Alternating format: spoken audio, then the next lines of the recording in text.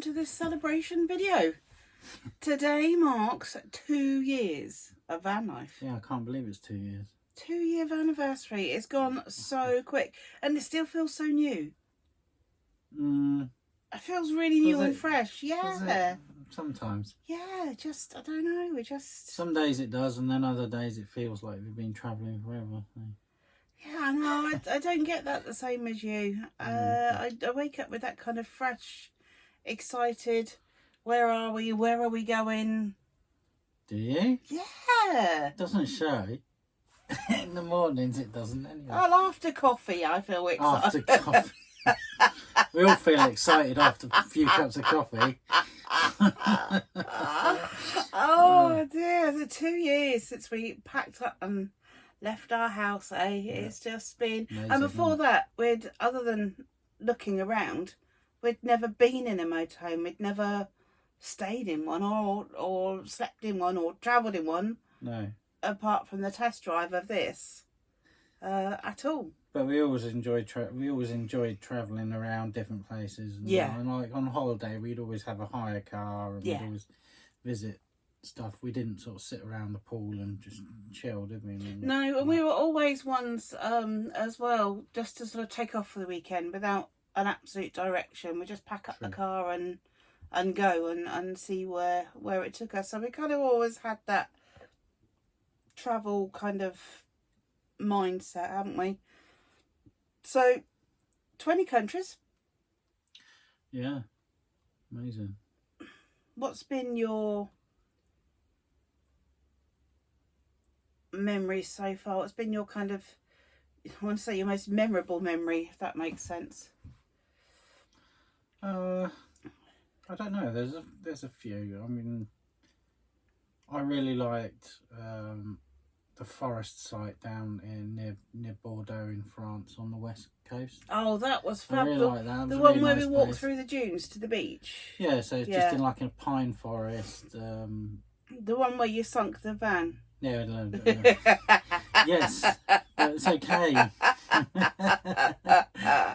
Yeah, we got hydraulic jacks, so we could get ourselves out. Fine. No problem. Yeah, it was a bit. So the ground was a bit soft, but no, it was a really nice place to park up in the shade, and you had the dunes down to the beach. That was really nice. I liked that.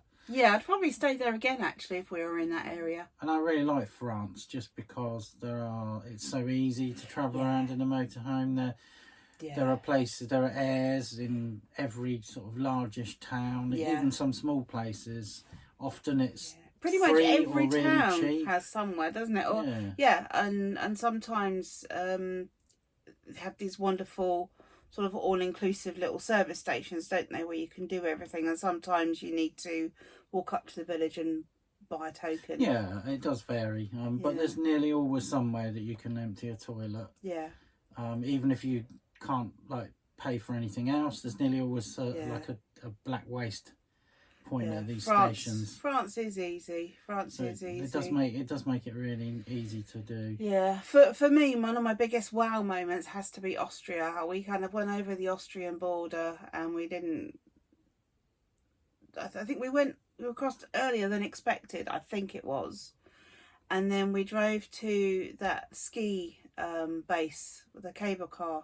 Yeah. Ski resort, and the scenery just blew me away. Yeah, that was really nice. It was just so spectacular. Yeah. It was just like what you see on the telly. It's not what you see with your own eyes. And another thing that absolutely blew me away was the Delta Danube. That was in Romania, where superb. Where the Danube goes out to the sea. It's all flat, wetlands with loads of different birds and stuff. It's really nice. Yeah, we got the video on that.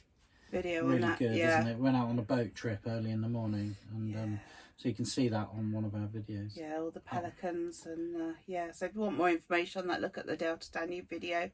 Back about 2 months ago.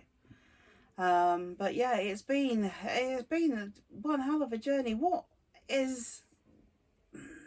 If someone was thinking of doing what we do, what would be your first bit of advice?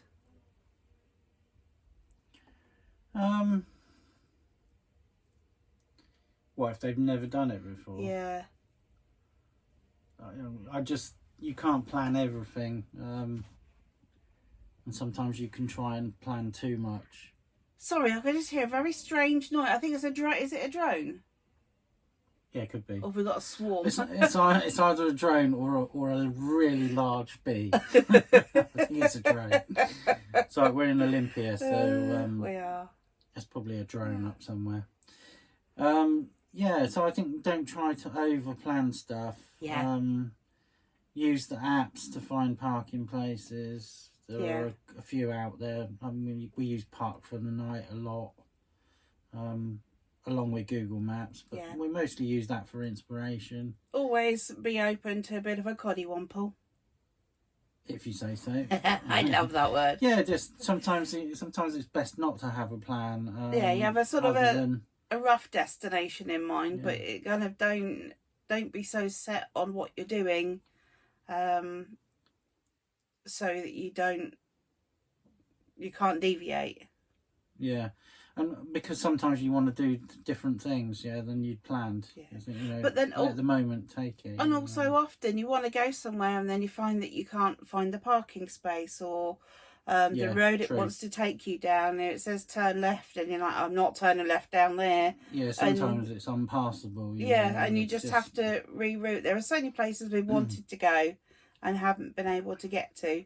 It can be a bit disappointing, but I think you just got to remain open-minded, and if it does bother you that much, then park up somewhere else and take your bikes down or whatever. The dog does restrict us a bit. I wouldn't do this without her, because it does open up so many opportunities for beautiful walks and going places. But then if you want to go into museums or archaeological places, it can be very restricting. Yeah, you can't take the dog, which means it's fine. If you can leave your dog behind and it's well behaved and you can regulate the temperature in your van, then why not? Fine to leave them. It's not a problem. Ours is a pain in the butt when we try and leave her. To be fair, she was never left because she always had Max.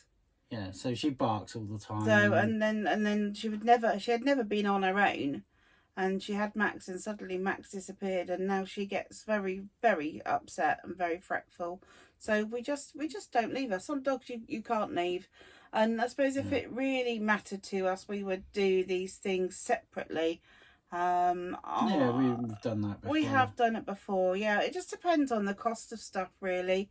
I don't really want to spend 3 hours wandering around Olympia, the ancient sites, the archaeological sites on my own, and then sit around waiting for Martin while he does his 3 hours. It just, I don't know, for me that's not fun. No, if you can take the dog, then it's fine. If we could go together, then that's great. Or if we could leave her, or one of us might go, but yeah, it can be a little bit of a bind that sometimes, but it can be. So, what is your favourite van gadget? I don't know about favourite. Most useful. What is the gadget you just think, oh God, I just can't be without this. This is Vanlife essential. A Karcher window cleaner for the winter. Oh yeah, definitely. Yeah, I can't do without that for the winter, because no matter what you try to do or leave an vent open, you will always get condensation on the inside of the windows, especially the front ones, which are just glass. Our rear windows are plastic and they're pretty well insulated, but the front ones, when you want to drive, it's really nice because we've got a massive windscreen there just to be able to clear the whole thing really, really quickly. And it takes the moisture away as well, and it doesn't leave it in the van, because if you leave it in the van, it's then just going to evaporate. And we've got the drop down bed, which we have to be very careful that we air quite frequently, and the wardrobes, they need to be aired and opened quite frequently. And that moisture would just be only in the winter. That moisture would just be a pain otherwise. I'm just trying to think, what for me would it be? My Oodie, or would it be the rechargeable battery? I'm not sure. I love to be warm and snuggly. I love my Oodie for the winter, Not that the van's cold, and in some days, sometimes I want to wear it and I can't because it's too hot. The rechargeable battery pack thing you've got, what's it called? The big battery. I don't know. God, my memory's not that good. Yeah, you want, if you haven't got any other form of electric, you want one of these. Here we go. Jackery, that's it. Yeah, we've got the Jackery 500. Not cheap, but definitely an essential piece of kit. If you want to plug something in the mains and you're not on hookup, you've got the battery. Yeah, so you've got 4 240. USB. 240 power, USB slots, and a 12 volt. Yeah. And we've also got the solar unit for that as well, haven't we? So in the summer we can put it on the solar charger. So you can put it outside the van. It's really good because electric. We don't have a inverter. We don't have an inverter on this van. They're not like a standard fit on most motorhomes. No. Obviously you could get one added in, but we don't have very many 240 devices that need 240 to run. Virtually everything we've got. It's only really things like we can do on 12 volt. So. Yeah, it's odd things, isn't it? Like charging up your drill and just peculiar things that you don't really think about. Charging toothbrushes. Yeah, because they don't have apparently you can get a 12 volt DC charger for those, but you know, it's such low power. Yeah. Something like this transportable Jackery is quite useful because if you want to use it outside the van, we can take it outside with us. Yeah, we can take it anywhere. So if you want to, I don't know, charge your phones whilst you're outside or something. Yeah, we've popped it under the table a few times, haven't we? Yeah, and had laptops and phones or whatever. Whatever you want to do with it. But it's quite useful and it charges up pretty quickly. You can either charge it up whilst you're plugged in at a campsite or an air, or you can just plug it into the 12 volt sockets and charge it when you're best done when you're driving. But yeah, so all in all, motorhome living has worked out really well for us.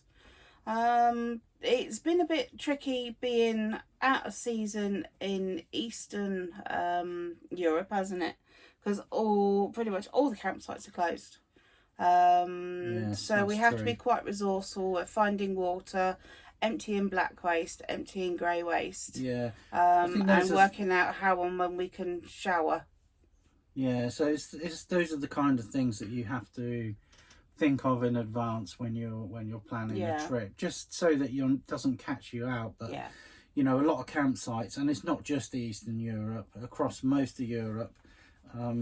Once the end of summer is over and you get to the end of September or October, campsites aren't open anymore. It was a bit of a shock to the system. The majority are closed.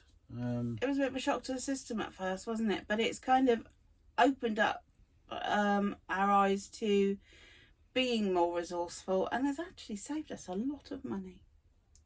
Yeah, I mean, there's always ways around. We actually don't particularly like staying on campsites. No. So for us, it's no big deal. We're quite happy to just rock up somewhere quiet where motorhomes are tolerated and not a problem. Because in terms of charging and needing the power, we don't really need it. We don't need campsites except occasionally to access like washing machines and if we're struggling to find places to empty waste. And with washing as well, we've done all right with the hand washing. Again, you have to be careful that you can't hang out washing to dry where camping isn't tolerated. So doing washing off site can be a little bit tricky. We have had some dryers that kind of hang out the window, but that's broken now. So we tend to just sort of make do, don't we, and let stuff drip in the shower.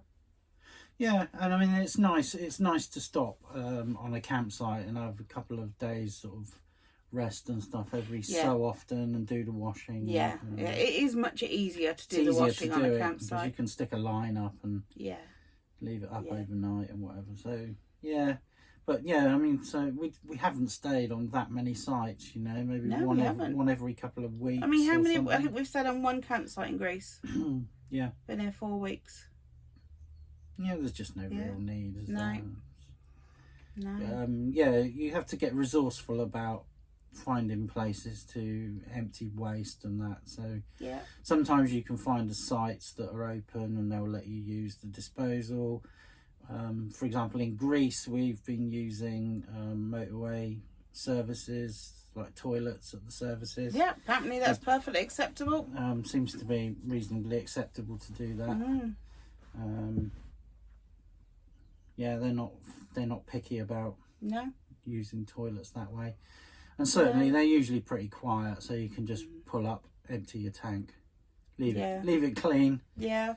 So what's the biggest bit of advice you would give to someone thinking, oh, I don't know, can I do this, should I do this? I'd say go for it. I'd say go for it, yeah. We had a load of concerns, didn't we, and worries. And if you can afford to take the time to travel and you can find a way to do it, I would definitely do it. It's been a brilliant experience for the last 2 years. Fantastic. We have just laughed so much. Yeah. Every day we find something to laugh at and laugh about. Well, yeah, I open my eyes and look at you in the mornings, darling. That sets me up for the day. And it makes you laugh like Frank Bruno. Shush, you're horrible. You're horrible. Oh dear. So don't laugh, please. I'm not gonna laugh. Yeah, I think that's probably about wraps this up. So thank you so much for joining us. And if anybody's ever got any questions and not sure, or I don't know, thinking about it, or even just considering it, then always drop us an inbox. Always happy to chat with people. And we almost forgot. We got another celebration. What? We got another celebration, haven't we? Come here, Bub.